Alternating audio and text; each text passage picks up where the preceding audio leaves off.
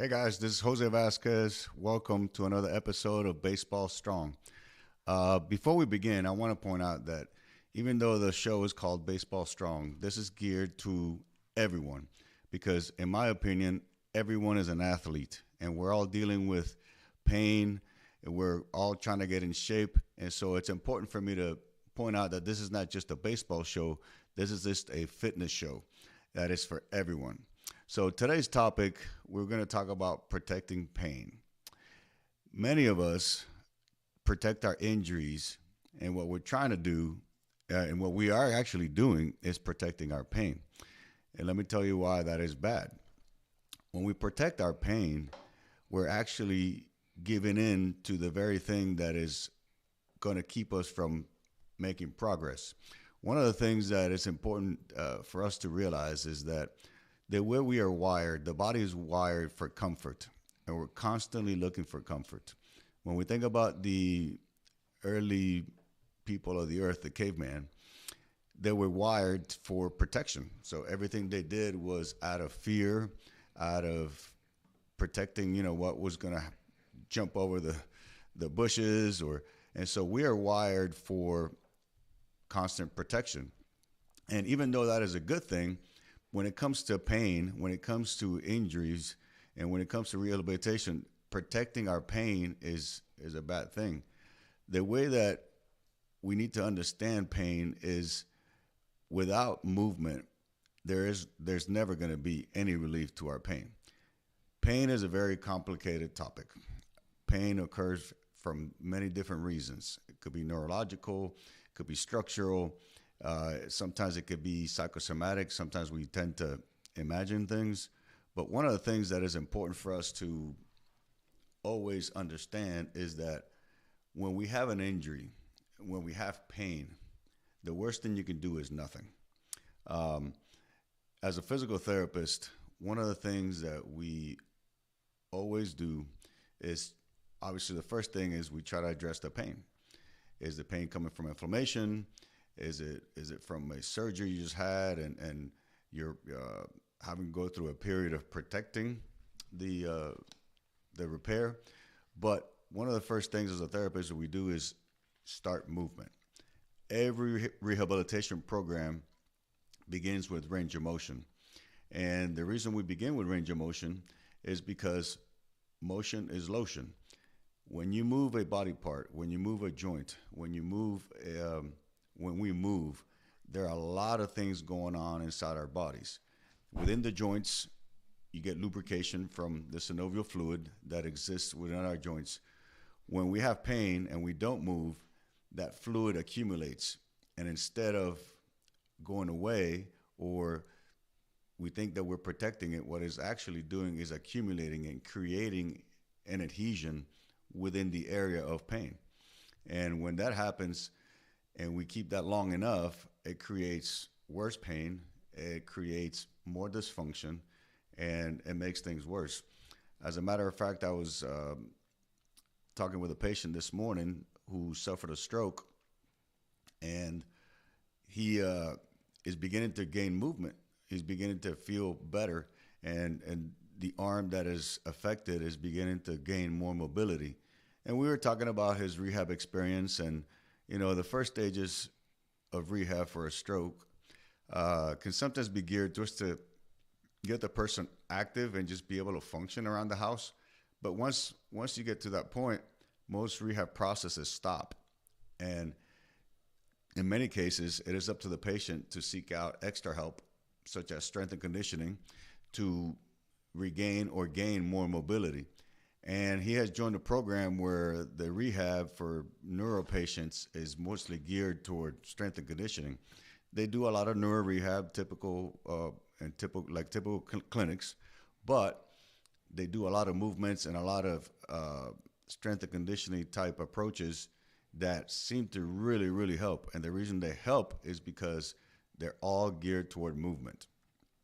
And what he was commenting to me was that the more he moves, the better he feels. Even though sometimes his hand draws up again or it gets stiff again, but then he comes back to therapy and he moves it and he goes through the exercises and the range of motion exercises.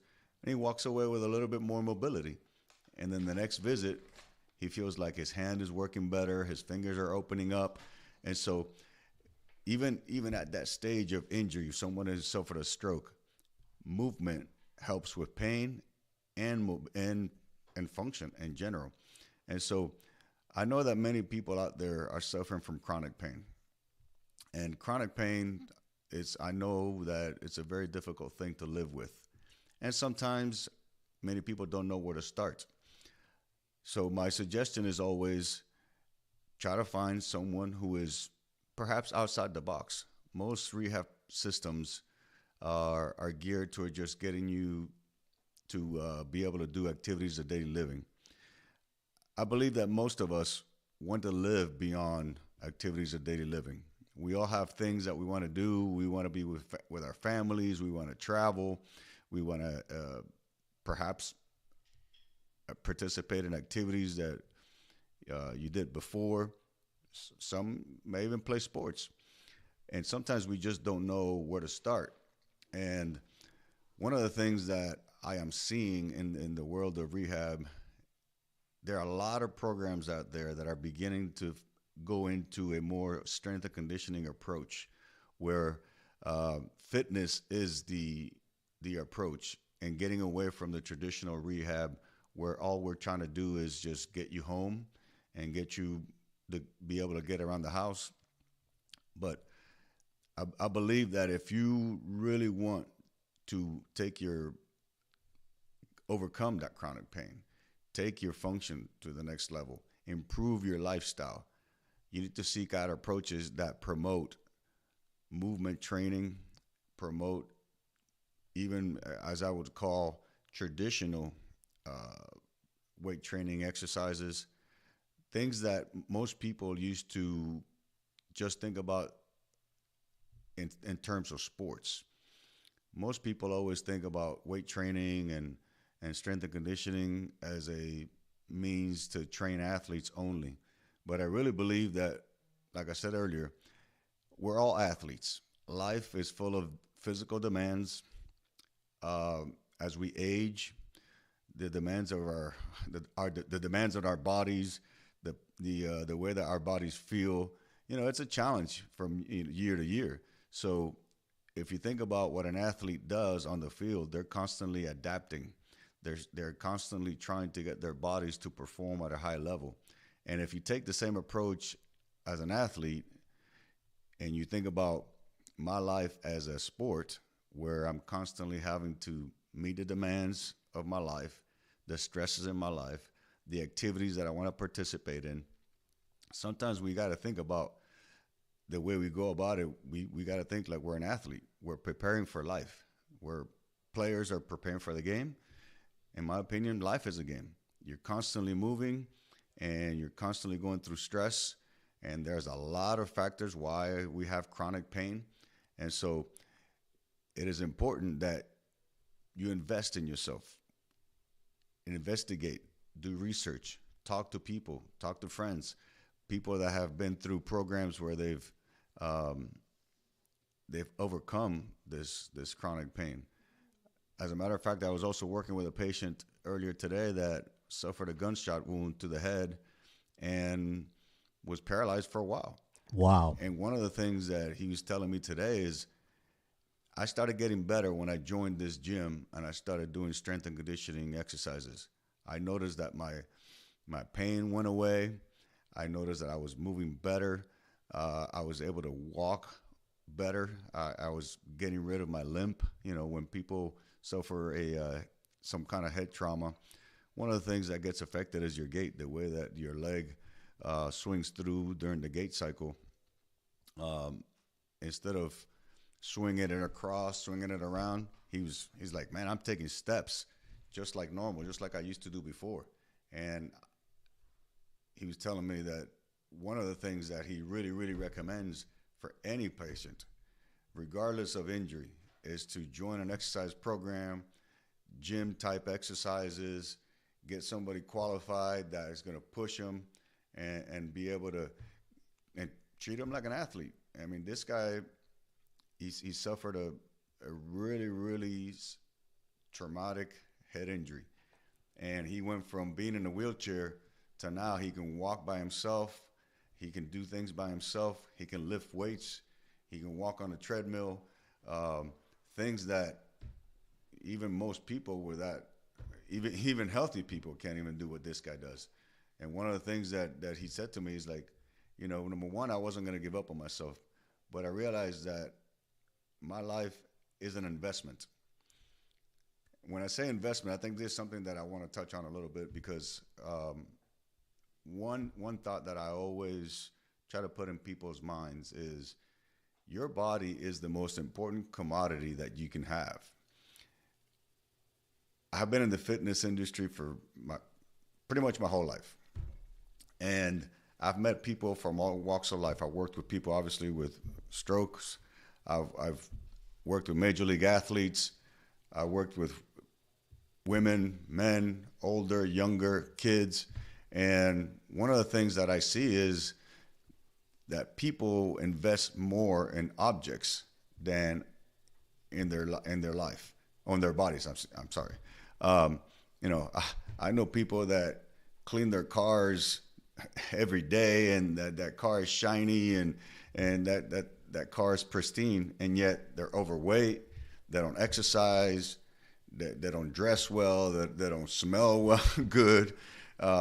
You know, and to me, it's a shame when we treat our bodies like garbage, but yet we invest in our homes, we invest in our cars.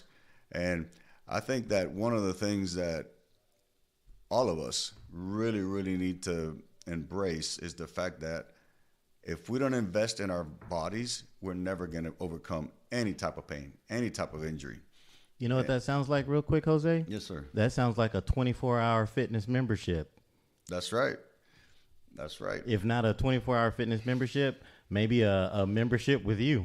Yeah. I don't know if we get 24 hours with you, but I'd take an hour, huh? Yeah. Well, you know, one of the things that I take pride in is sharing information and trying to take complicated information and try to simplify it so that anyone can do it. This world is full of information. Now on YouTube and on the internet, you can find programs everywhere. Everyone is an expert in exercise. Everyone has the answers. Everyone's got the special sauce.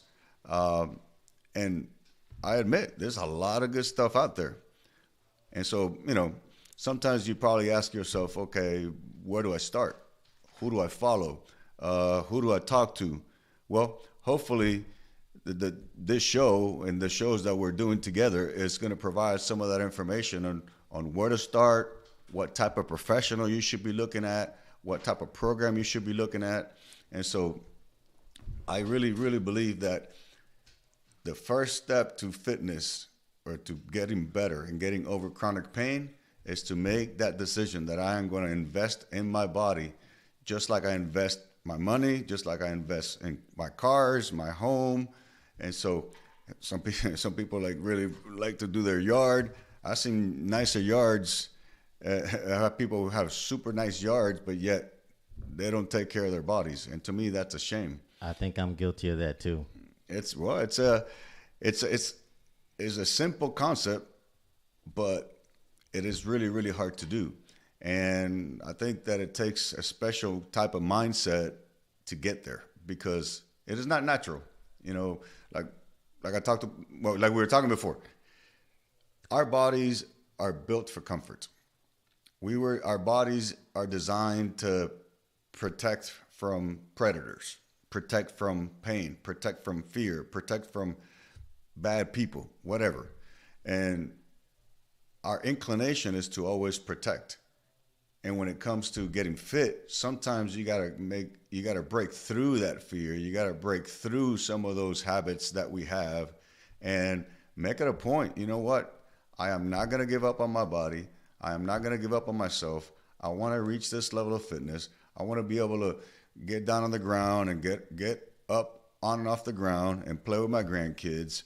I'm gonna get out in the yard and carry mulch bags and things like that. So being fit is a lifestyle. But I also believe that it starts within your mind. Being fit, I believe, is more of a mindset than it is an action. Because, like I said, there are programs everywhere. There's information everywhere. There's equipment that you can buy everywhere. But without the right mindset, you're not going to overcome some of these habits and much less overcoming chronic pain. Real quick, Jose, I'm really interested in what you were saying earlier. So you were saying the body is really built on protecting itself. All right. So even in protecting itself, I want to make sure I'm not understanding this wrong. Protecting your injury is equivalent to protecting the pain itself? Yes. So when you protect an injury, you're protecting pain by not doing what you need to do to overcome that pain. So, for example, if I have shoulder pain and I just hold my shoulder here thinking that I am not going to make it worse, well, if I hold it here long enough, you're actually going to make it worse. Wow. And in fact, if I hold my shoulder here to my side and I hold it here, I'm going to make my elbow worse. I'm probably going to make my neck worse. I'm probably going to make my wrist and my fingers worse. And so by trying to protect one joint, I'm going to affect other joints. And so now I'm losing mobility everywhere in my upper body. You know what it's almost like you're saying? It's almost like you're saying that in so many ways, the things that we do to protect the pain is literally teaching your nervous system to amplify it in some ways, Yes. and then to pretty much wreak havoc on everything else. Yes. Yeah, that's a good point, because when we protect our pain, we focus on our pain. Mm-hmm. And so one of the things that psychology tells us is that whatever we focus on, it's either going to it's going to get worse or it's just going to be amplified. Because I'm going to take this to sports psychology of injuries. There's one of the things that we do with athletes when they suffered an injury. As we rehab them, one of the things that we try to get them to do is to not think about that body part that is injured, but to think about the movement that they want to achieve. For example, if a baseball player has a bad shoulder and we're in a past the stage of pain but we still got a little bit of soreness and we still got a little bit of stuff that we're working through, and I tell this guy, okay, I want you to throw the baseball at this target and try to hit that target, I don't know, 5-10 times. But they're thinking about their shoulder. Well, guess what they're not thinking about? They're not thinking about that target. And so when they focus on the shoulder, that movement that they want to achieve, they're not going to be able to, because their focus is on the shoulder. And so when we focus on our pain, we lose track of other things that are more important. And when it comes to fitness or movement, it is the action itself that is the result that we want. We want to be able to move a certain way. We want to be able to do a certain activity. Activities, movements, exercises, playing sports, they're complex activities. They're not just one jointed. There are multiple joints involved. There are multiple systems involved inside your body, your heart rate, your blood flow, and those kind of things, your posture. So if I'm holding my shoulder here, now I'm closing the right side of my neck. I might be rotating my upper body to the left. And so now my thoracic spine, the middle of my back is beginning to get tight. Maybe when I rotate this way, now this hip flexor is getting tighter and this hip rotator is getting tighter. And so when we focus on one thing, we shut down so many other systems and activities that we actually make the pain worse by thinking that if we don't move or we protect it in a certain way, whatever we think we're doing, we're gonna make it worse. Is basically what I'm trying to say. So no matter what happens when you're injured, when you're trying to overcome chronic pain, you have to move. How we do it, obviously, that's up to you and the person that you're working with, because it's gonna take, it's gonna be a team approach. I'm not saying that if you have chronic pain, it's gonna be that easy to get on YouTube and find exercises and do them. Most people are not capable of figuring that out, but it's important that the first thing that we need to think about is, all right, I have pain. Yes, there's a period of time where we protect it, but after a while, we need to. I can't stay here. I need to move. I need to get some answers, and so we go back. Calls. I'm going to seek out different experts, and so I'm going to go see how do I get started? How do I get going again?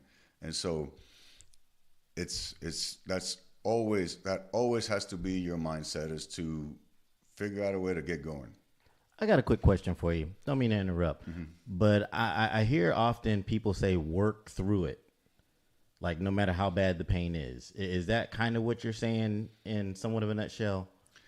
Yes and no. So the idea of no pain, no gain, it's a little bit of a stretch. I mean, it's an overgeneralization. Work through it intelligently. Because if I have pain and I don't know what I'm doing, I may go too fast, or what I try to do might be a little bit too advanced. Yes, you work through it, but you work through it in steps. You work through it with the guidance of someone that can walk you through it. If you come off of shoulder surgery, the surgeon will prescribe a week, let's just say a week in your sling. You got to let the suture settle down, the inflammation to calm down, and after that period, I begin to move. Well, that surgeon may also say you can only move at 45 degrees. So we start moving, and so our range is from 0 to 45 degrees. And then you stay at that 45 degrees until your body adapts, until the body part, the shoulder, it starts to get used to that 45 degrees. And then, all right, the next phase might be, okay, we can go up to 90 degrees. Okay, so we go from 45 to 90 degrees, and we stay there for a while. And then we go, okay, we need to get this shoulder to 120. So then we progress it that way. So working through it, yes, that is the ultimate goal. But you have to do it in an intelligent way, in a progression that makes sense and that is safe. Not all progressions are as easy as perhaps a shoulder protocol or a knee rehab protocol. But when you're working with a professional, they should know that if I can move it 10 degrees today without pain, we go to 10 degrees next week. I'll feel good at 10 degrees. Okay, well then now we can go 15 degrees.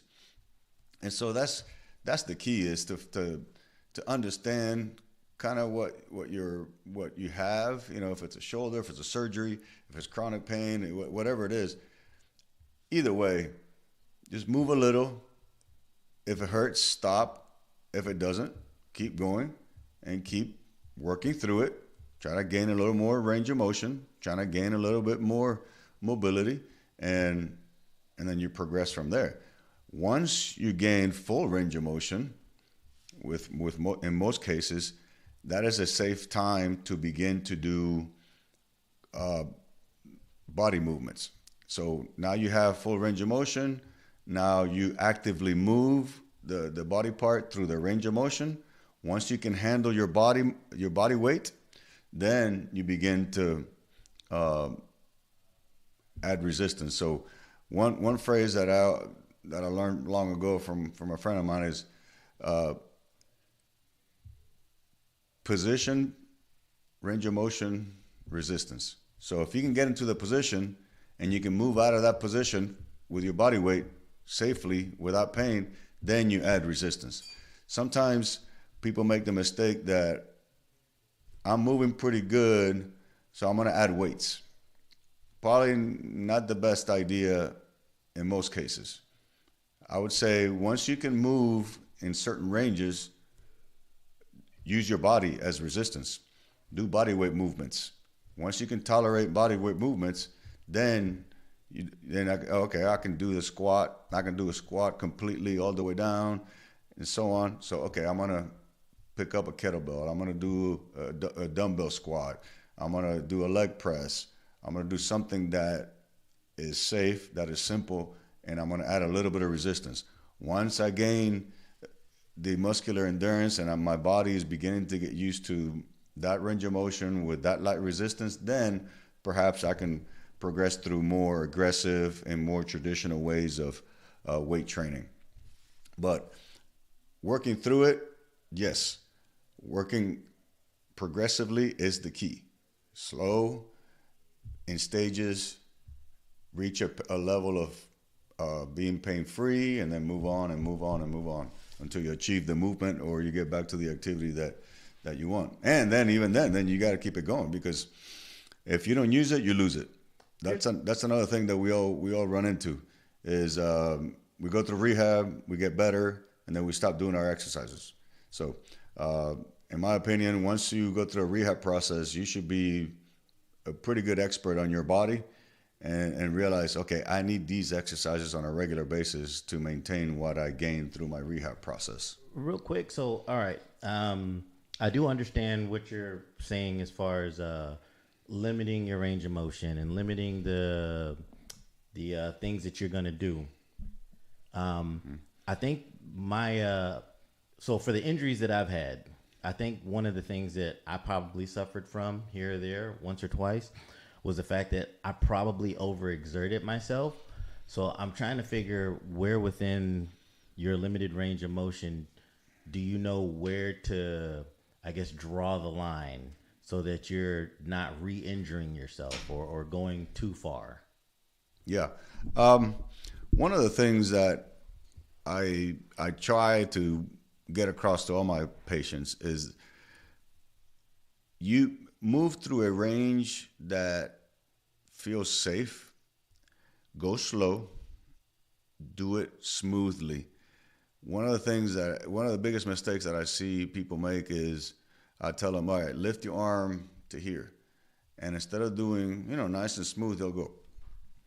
And they'll go too fast. So one of the first things that I see is people go too fast. They move too fast. So that's the number one thing I would say is whatever movement you do, just go slow. Stay under control. Create, give it a chance to give your brain time to realize, hey, we're moving, we're safe, we're in a safe range. So start that way. The other thing too is exercise. It's a lot of it is trial and error. If I may say to one patient, all right, I want you to do 10 of these 3 times a week, or I want you to do 10 of these today. And the next day they're like super sore and, oh my gosh, that was terrible. Okay, well, perhaps 10 is too much. So the next time we come, we're going to do 5. And then see how you feel the next day. Okay, I feel good. Okay, well, 5 it is. Let's do 5 a couple more times. And then after a few sessions, okay, let's move it up to 10. And so, unfortunately, it's not a cookie cutter thing for everyone. 10 reps may be a lot for people. For some people, 10 reps would be like, I didn't feel nothing. Okay, well, the next day we do 15.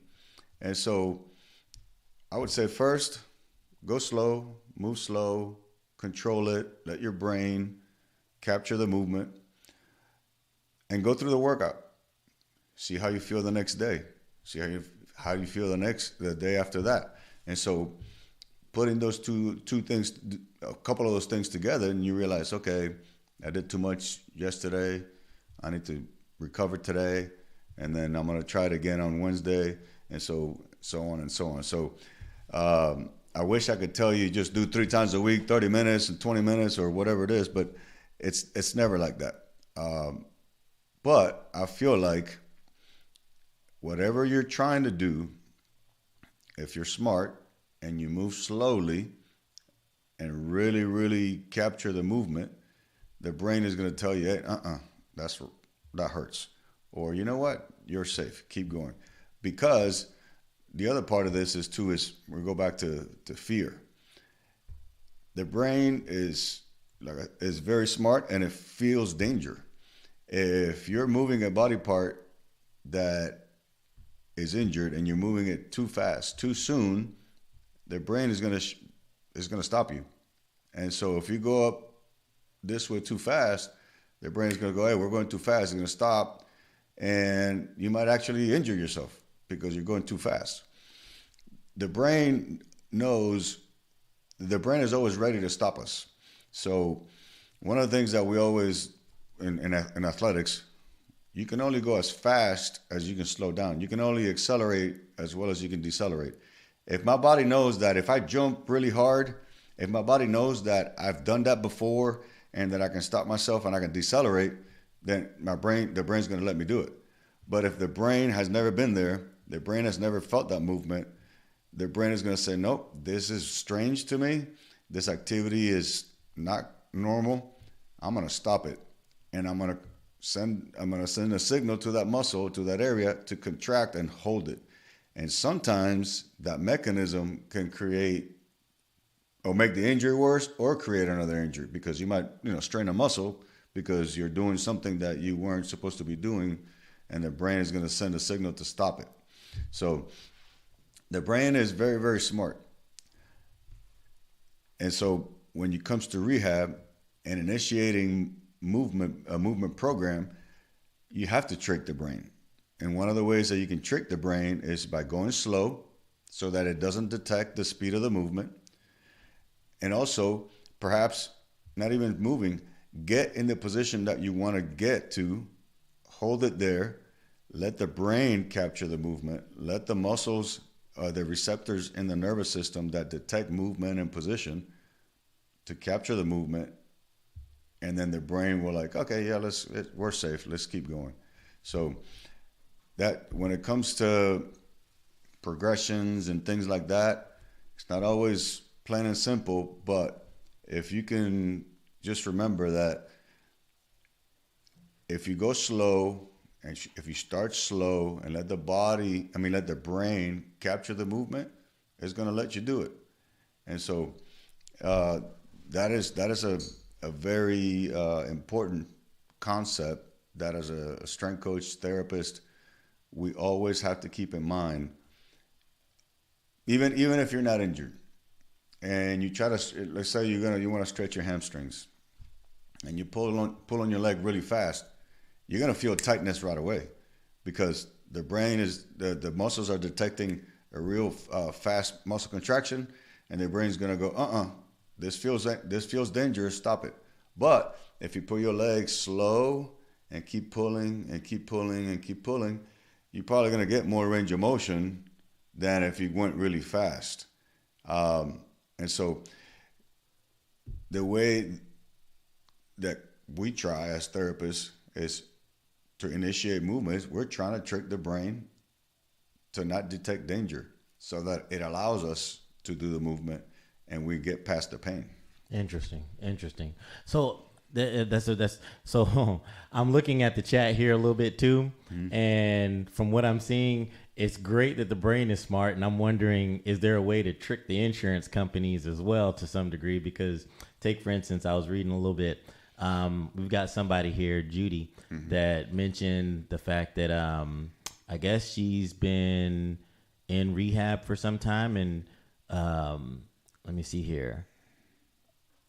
It looks as if she didn't want to. Well, the insurance company wouldn't pay, but for so long, I think it was like 3 years that I'm believing that she was doing rehab. All right, really worried that the insurance is going to totally reject the PT altogether for this because it's taken too long. Yeah. So how do you get around that? And then beyond that too, something else, if you could, kind of a twofold, how do you know if your movement isn't causing more injury somewhere else? Yeah. So, okay. So the first part, let's talk about insurance.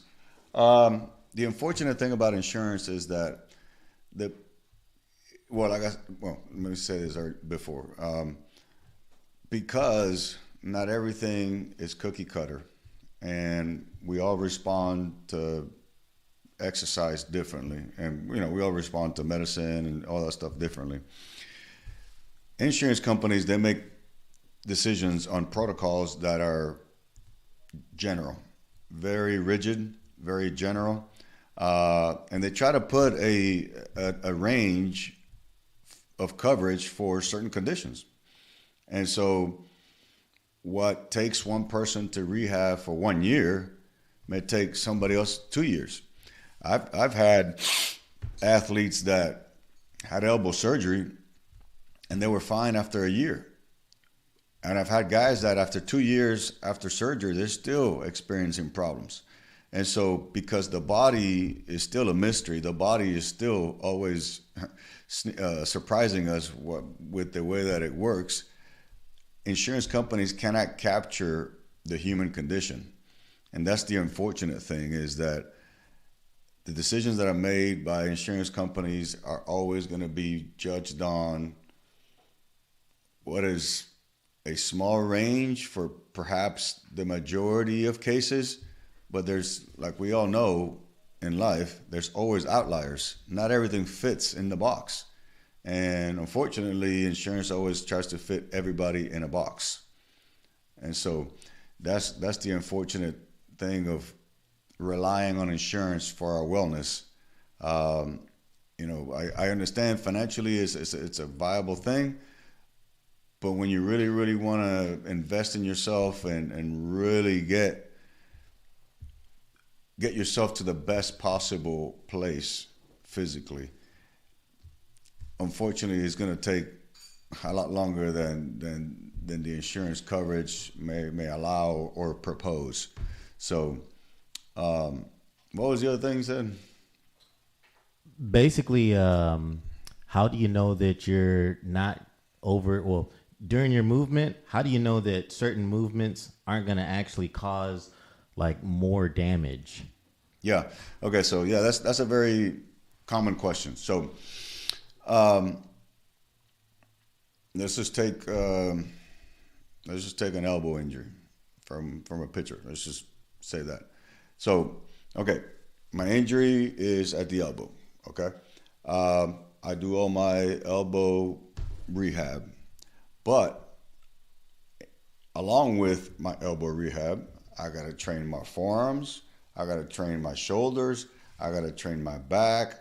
I got to train my legs. I got to train the mechanics of the throw. So when it comes to rehab, it is not just an isolated area that I'm going to treat.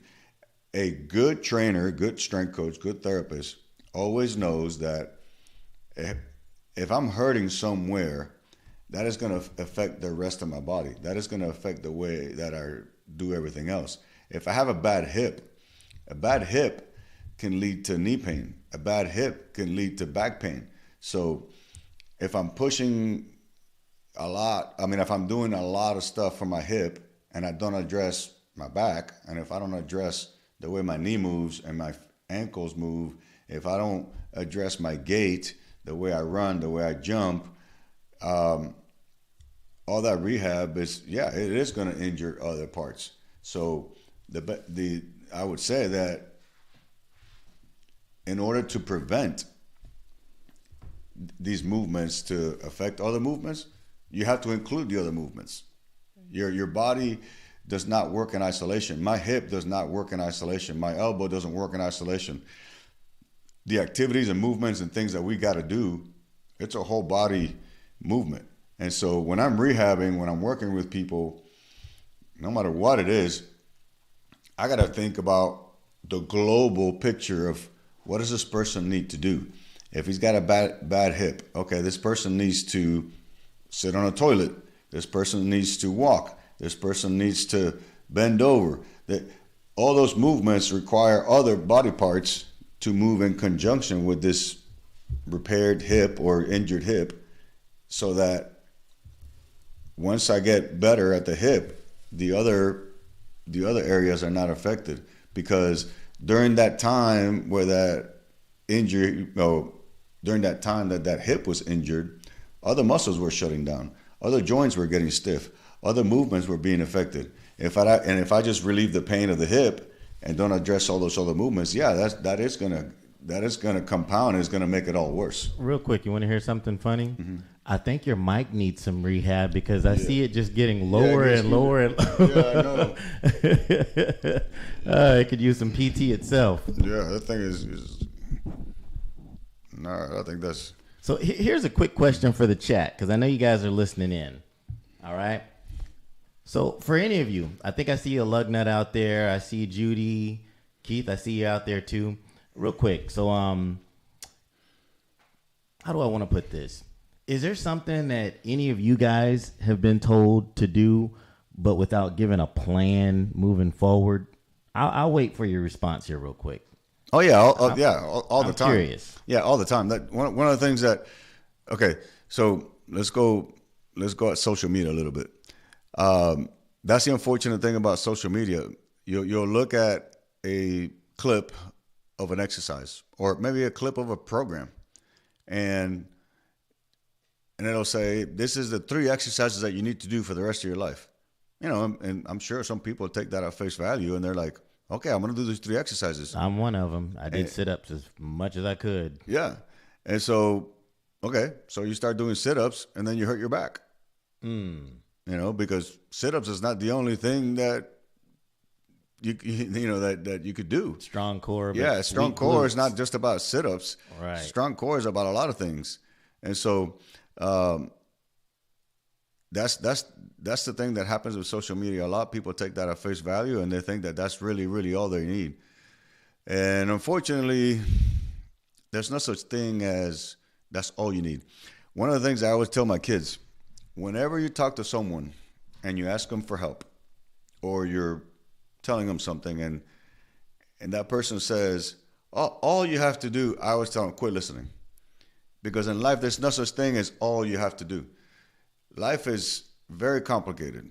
Exercise, I'm not saying it's complicated, but is a wide range of choices.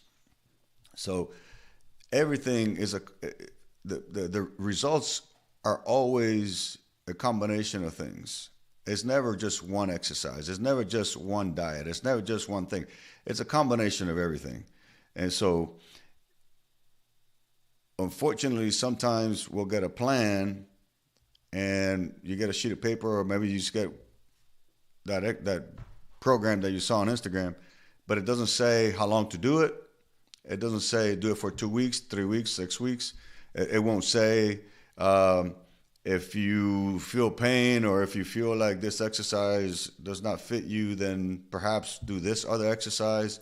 There's a lot of things that some programs leave out because they can't give you all the options because they're not working with you. So that is why it's important to invest in a trainer or a strength coach or a therapist, because a program by itself is just a piece of paper. I've been doing this for a long time, and I've worked with many teams and many players. And yes, I always had a general program for everybody. It was general exercises, but it was always the same thing. Always happened. We start, and a few workouts in, this exercise doesn't feel good. All right, we got to change it. And then so-and-so it's a little taller than the other guy. Well, I can't do that exercise with this guy because this guy's 6'6", and then this guy's 5'8". And so that general program, that piece of paper that I started out with, that plan that I started out with, 2 workouts in, I had to adjust it because it didn't fit that person. So when you're given a plan, you need to have someone follow you with the plan, someone to guide you with the plan, because you're always going to have to modify things. even if okay, let's just say the program fits you, and all the exercises agree with your body. There's going to be days where your body doesn't want to do it, and you're hurt, or you're sore, or you know, you don't feel good, you didn't sleep good. The program says you got to do these 10 exercises, and you have no energy. Okay, well, some people will say, you know what? No, all right, these are the 10 exercises that my trainer said, and I hear that all the time. I mean, that was also one of my struggles with players that had their own trainers outside of the team, because they'll tell me, oh man, I got to do my trainer's program. I said, but man, we just got in from San Francisco yesterday, and we landed at 5:00 in the morning. None of us have slept. How about you take the day off? Oh no, but it's Wednesday. I got to do my legs. Well, you know, that's when you need the advice of an expert and say, you know what? No, man, perhaps today is not the day. Today is the day to go and take a longer nap. Today is the day to get extra sleep. Today is the day that you just don't do anything. Maybe get a massage, maybe get something else, and then we work out the next day and we just move it forward. So written plans are always a good starting point, but you always need the guidance of someone that is going to help you modify it and adjust it depending on what's going on. You know, it's funny that you mentioned it that way too. I was thinking just something that could have been a little interactive for the chat. I don't know if let's put it this way. If avoiding pain hasn't worked for you, then what are you unsure of or afraid to try next? Does that make sense? So you were talking about having the plan, which I love. And I'm reading here, like say, for instance, with Lugnut here, he said that his last PT would only focus on his lower back. They didn't account for the neuropathy. I guess that's, you guys are throwing me some medical terminology, man. I'm just a DJ with videos over here. So I think it's thoracic, myelopathy, hip pain, rib pain, and so on.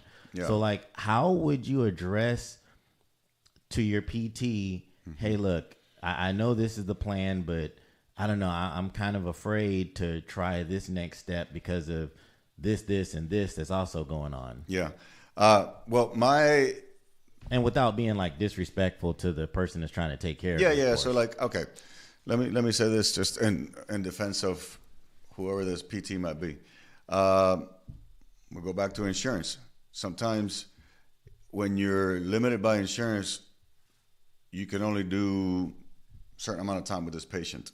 Well, if I'm the physical therapist and I know that the insurance is only going to pay me for 30 minutes with this patient, I am going to pick in my opinion, the most important area to treat. You know, and the others are just going to have to suffer.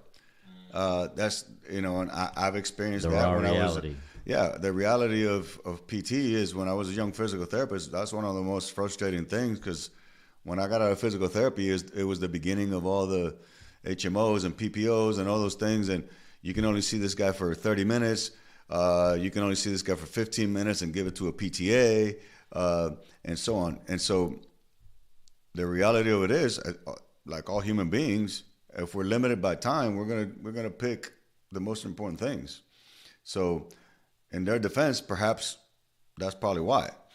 But if, in my opinion, if I had free reign and I had, you know, all the time in the world, when I have someone like that, and I think about the neuropathy and the myelopathy and the different areas involved and stuff like that, I would obviously address those symptoms of pain, because some of those can be treated with pain relief type of modalities and approaches, like, you know, dry needling, massages, some of the direct current electrical stimulation. There's all kinds of modalities to address those painful areas.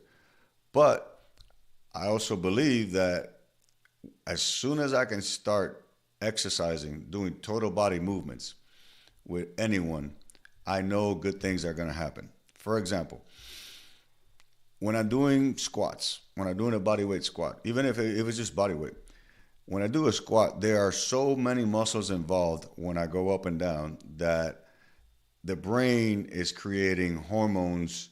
The brain is creating endorphins. The brain is creating testosterone. There's all kinds of hormone reactions that are happening when I'm using that much muscle, as opposed to just laying on my back and doing back exercises for a small area of the body. Right. So when I have multiple conditions like neuropathies, myelopathies, and things like that, as long as it's not super painful, I'm going to start hitting it with total body movements where I'm involving a lot of muscle groups, because I know that the reaction of the brain is to create hormones that are going to give you pain relief, because endorphins, that's one of the effects that you get from dry needling. That's one of the effects that you get from resistance training. You get those people that regularly exercise, that sensation of well-being. Yes, they think it's just a feeling, but it's really the hormones and the endorphins that the brain is creating to give us that feeling of well-being. And so those neuropathies, those kinds of things that are all nerve-related, nervous system related, and you throw all these hormones at it, you're going to find some relief with some of those conditions. Because myelopathy is just a term that muscles are hurting. Neuropathy is just a general term that I got nerve pain. Well, that nerve pain can mean a lot of different things. Myelopathy can mean a lot of different things. But I do know that exercise creates hormones, improve blood flow, oxygenated blood.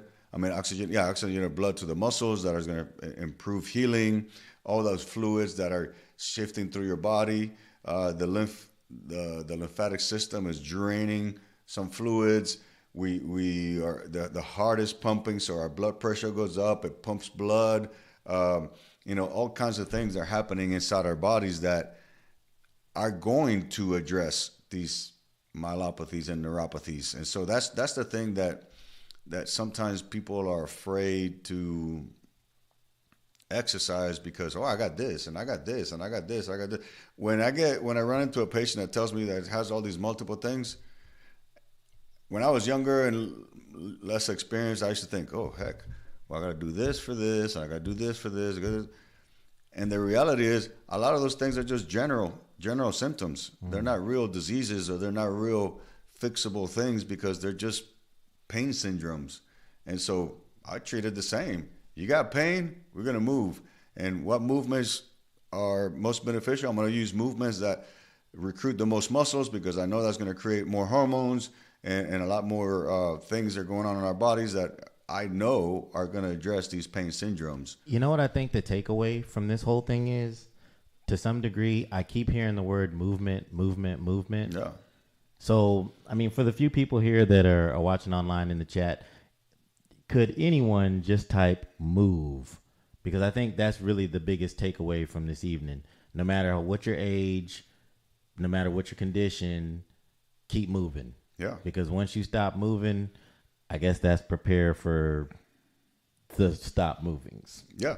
And, like one patient in particular that comes to mind when it comes to pain. Fibromyalgia is a term that is given to a lot of people that have nerve pain that is difficult to identify. And so they get, the pain is real. I'm not saying it's not, but it's a very difficult thing to treat specifically. And so this particular patient, along with back pain and hip pain and all the other things she had, but it's like, I have fibromyalgia. And again, my first thought, okay, we're going to exercise. This lady started on the elliptical for 5 minutes. That first day, she thought she was not going to make it. She was like sweating and scared to death. But we started with 5 minutes and she got through it. After a while, she was doing 45 minutes. Wow. On the elliptical. And wow. She loved it. She's like, haven't moved like this in years. And so she was getting ready for a trip to Europe. And along with the elliptical, we started doing shoulder exercises and leg exercises, and lo and behold, she went on her trip to Europe. She had a good time, and she came back, singing my praises because, she thought I did this great thing, but in reality, she did it. She got on there, and we continued to progress the exercise, and 5 minutes went to 10 minutes, 10 minutes went to 30, and so on. And so that's a very good point when it comes to chronic pain patients, because many of these chronic pain conditions are diagnosed as fibromyalgia. And sometimes they're given medications, and sometimes they're telling them, just rest and exercise whenever. When it comes to fibromyalgia, unless it just like shuts you down and cripples you, the only way to get through it is to do light exercise, but push through it. And I've had a lot of success recently with fibromyalgia patients that we started with simple cardiovascular exercise, and they were very surprised at what they could do after, a series of weeks of exercising lightly, but progressively. And so I know that if that lady who was in her 70s, who was so afraid of exercise, I mean, the first day, she just didn't think she was going to be able to make it through the session. And our session was probably maybe 20 minutes long. Wow. And built up to 45 minutes on just one machine. Yeah. And then, by the time she was finished, she was here an hour and a half, because she was 45 on the elliptical and then all the other things. And, so I've seen it. So when it comes to chronic pain, if you start moving 2 minutes here, 3 minutes there, little by little, you'll be surprised how much you can accomplish when you start moving. So I got something that's a little off topic that I found in the chat, and they're all talking about it. Mm-hmm. Is that your World Series ring right there? Yes, sir. Yeah, that's my. Could you put it on and show them? Yeah. Unfortunately, I didn't size it right, so I got to put it on my pinky. That's cool. That is super cool. You got a couple comments saying, I'd hate to be punched by that. Yeah, it's heavy. It looks heavy. It's very heavy. It's not something you wear out just for special occasions. I only really just pull it so up. This is a special occasion for us? Yeah. Awesome. Yeah, it's in my house hidden. I just keep it. I just bring it out for special occasions just to show it off to friends, but I can't wear that thing. It's too heavy. Well, I consider myself a friend. Yeah.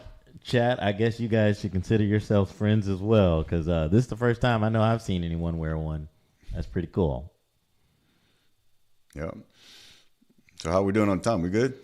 I think so. And let's here in the chat, you guys got anything else that you wanted to bring up? I see we've covered probably the biggest basis, which was move. If there was anything else that we could take away from this stream tonight, I would absolutely say, I don't care what your condition is, tell your PT, tell your insurance company, tell your doctor, you need to move. And so whatever you could do to make that happen, if it's some music and you feel like breakdancing or something, get some movement on. Yep. All right. Well, this is another episode of Baseball Strong. Hopefully you've heard something here that made a difference. And, my hope is always to be able to bless somebody. And so hopefully somebody heard something here that will bless them and give them ideas and help you change your mind and focus on yourself. Invest in your body. It is God's greatest gift to you. So good night. See you next time.